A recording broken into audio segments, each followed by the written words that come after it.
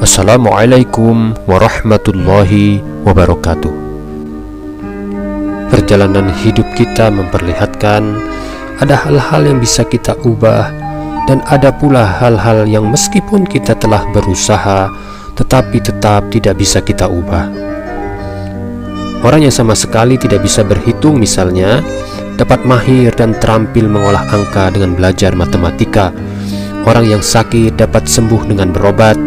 Orang yang miskin dan menjadi beban bagi orang lain dapat berubah menjadi orang yang mandiri melalui kerja keras.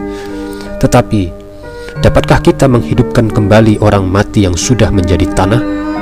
Mengubah nasi yang sudah menjadi bubur untuk menjadi nasi kembali? Mengubah orang tua renta menjadi bayi kembali? Sebenarnya, kebahagiaan hidup lahir bukan pada kemampuan untuk membuat hal-hal yang tidak pasti menjadi pasti, tetapi kebahagiaan itu lahir dari benarnya cara pandang, sikap, dan perilaku dalam suasana yang serba tidak pasti.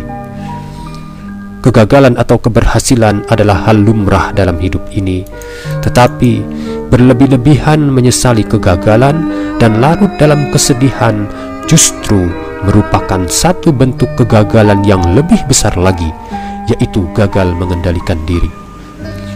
Hidup dan mati adalah sebuah keniscayaan.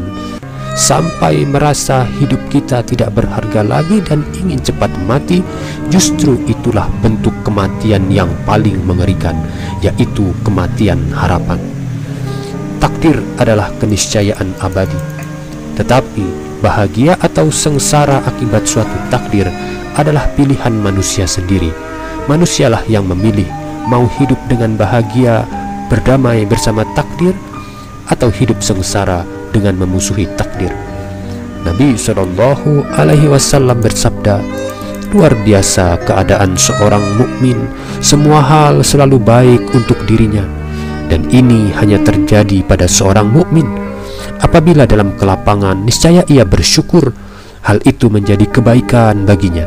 Namun bila dalam kesempitan ia bersabar, hal itu pun menjadi kebaikan bagi dirinya. Tataplah segala hal dengan kacamata iman. Cepat atau lambat, kita akan mengerti bahwa rangkaian peristiwa adalah jala yang ditebarkan Allah untuk menjaring manusia memasuki hadirat sucinya. Meleburlah dalam takdir Allah, niscaya engkau akan sampai kepadanya. Demikian bunyi nasihat orang bijak. Assalamualaikum warahmatullahi wabarakatuh.